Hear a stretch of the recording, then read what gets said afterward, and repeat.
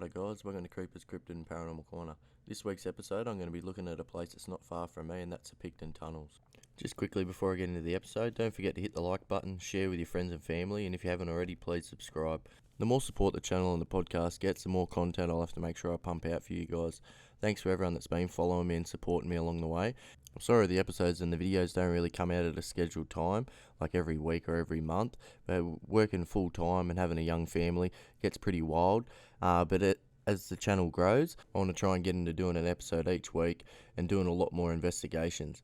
I may be adding another little concept to the channel, but that's going to come in the future anyway. Righto guys, let's get into the podcast.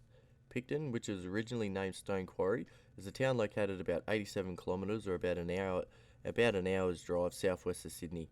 It's known by plenty of people out there as the most haunted town in Australia. You only need to drive into this town late at night and have a look at all the old dimly lit buildings without even knowing any of the stories surrounding the town. It's enough to spook you out. Plenty of the old buildings have history of ghosts or spirits. A good mate of mine, Attila Caldy, he's got Moonlark Media. He's the brains and the creator behind Track Search for the Australian Bigfoot, the new documentary that's coming out tracking the law, and the popular series of Paranormal Investigators. He's done many trips up to Picton investigating these places. If you haven't already got the free app Tubi, I suggest you get it. You can actually search for Attila Caldy on it and it'll come up with all his content. You'll find his documentary he's got, the Track Search for Australia's Bigfoot. He's got all these other documentaries and TV series he's involved in, like the Paranormal Investigators series. If you go on there, check him out. He does a professional job with everything he's involved in. It's just top-notch stuff. And if you go on there and actually have a look, if I remember correctly, there's actually an episode at the Imperial Hotel, which is in Picton as well.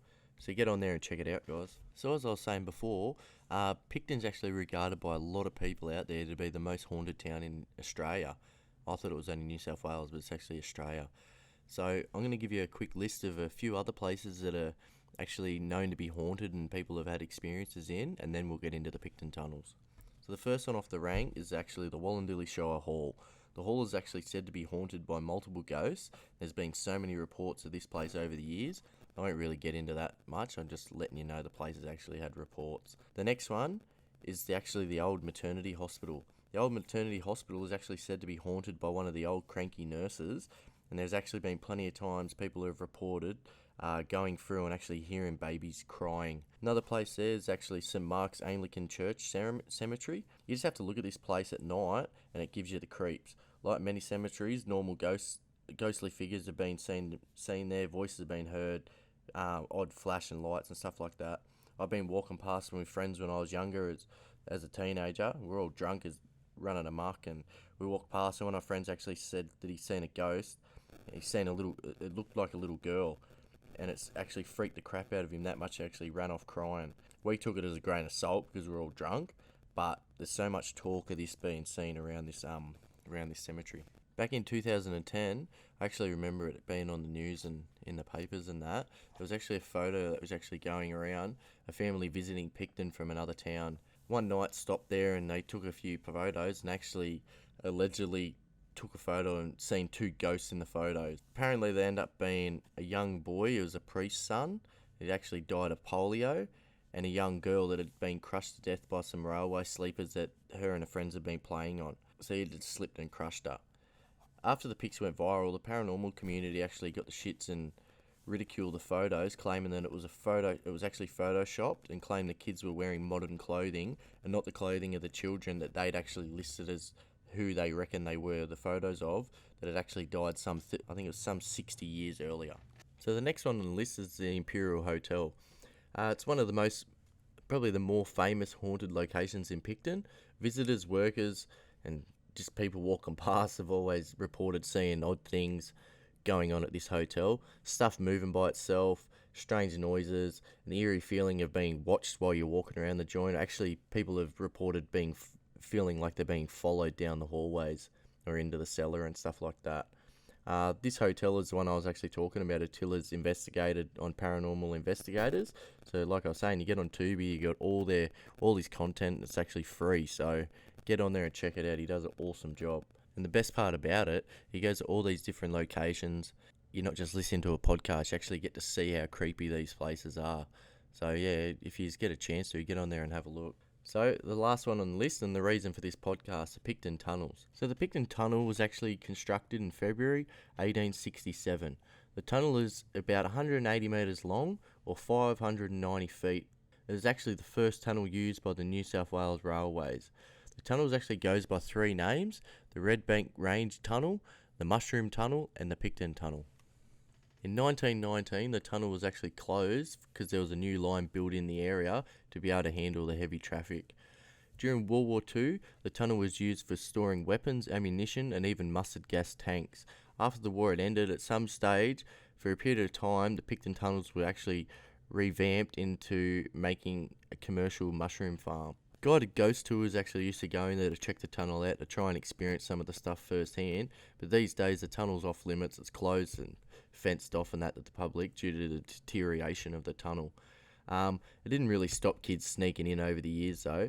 When I was a teenager, people from all over used to try and jump the fence and sneak into there, me included. Plenty got caught by security or by the cops, but the ones that didn't get caught had plenty of stories. Me myself, I had none. I got to the tunnel and almost shit myself and couldn't go in. Give me a Yowie bluff charge or a dogman stalking me through the dark any day. Stuff going in there. The tunnel's always been surrounded by tragedy. Many people, either accidentally or on purpose, were hit by trains. A lot innocently hit trying to sneak through there because they could actually head through this tunnel and it'd save them a lot of time going through instead of having to climb up over the mountain that's above the tunnel. So they try and sneak through there quick, and there was a lot of people actually got cleaned up. They just couldn't get through in time. In 1884, there was actually a decapitated and dismembered body that was found in the tunnel. It was a man, and even to this day is actually unknown who he is. Most famous incident of this tunnel was in 1916. A lady by the name Emily Agnes Bollard was struck and killed by a train and carried on the front of the train until the train had actually reached the nearby Picton train station. It's actually unknown what had happened in this tragic incident. Had she gone into the tunnel actually to commit suicide like a lot of people have actually done in the past? Was Emily tragically struck by this train using the tunnel as a shortcut like I was saying? Who knows? But this lady is actually said to be the ghost that has been encountered in here the most. It's actually said that she still roams the tunnel on occasion to this day. The lady in white has actually been seen so many times that she alone was the reason most people took the trip up there to sneak into the tunnel. So many groups of people have entered and only one or two out of the actually group have actually seen her. So it sounds a bit sus because sometimes it could be them playing a trick on their friends, trying to scare them and stuff like that. Or another thing to think about is maybe the spirit is actually choosing only to actually reveal herself to a few of the people in the group just to try and scare them even more. There's plenty of stories of people hanging themselves in the tunnel as well, and people have witnessed dark figures hanging and swinging from the shadows. Strange lights have actually been reported.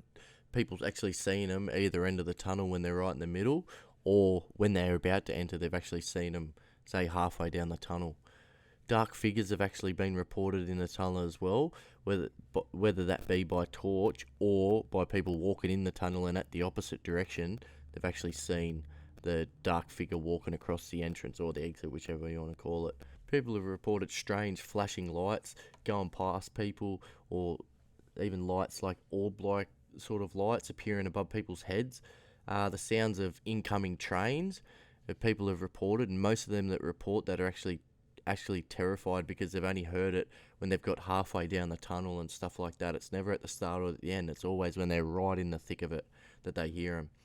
People have actually reported being hit with rocks. Some say that there might be rocks falling from the roof, as I was saying. They reckon the tunnels deteriorate and stuff like that.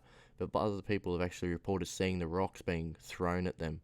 So not seeing it come off a spirit or something like that, but actually seeing seeing the rock coming towards them, saying their torchlight or their phone light and stuff like that. So many people have actually reported also seeing a ghost of a young girl. Some people think that they seem to think that it might be Emily as a child, but it doesn't make sense to me. Like, when she died, she was actually 50 years old. So unless sometimes she's manifesting as a child, maybe when she was a 6 or 7-year-old kid, and then sometimes coming at 50 doesn't make sense to me. We don't really know how many people actually tragically lost their lives in this tunnel, so who really knows what other spirits or entities could be actually lingering in the darkness surrounding this tunnel. Well, there you go, guys. Hope you've enjoyed me getting into the legend of the Picton tunnels. I'll be looking into more of these haunted areas around my area in the future. There's so many places in Macarthur and Wallandilly areas that actually known for ghosts or spirits and all that.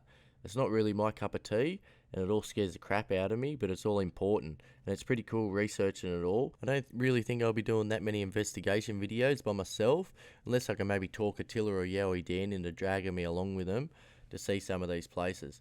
But anyway, guys, don't forget to like, share, and if you haven't already, subscribe to the channel. Until next time, stay safe out there, guys. Cheers.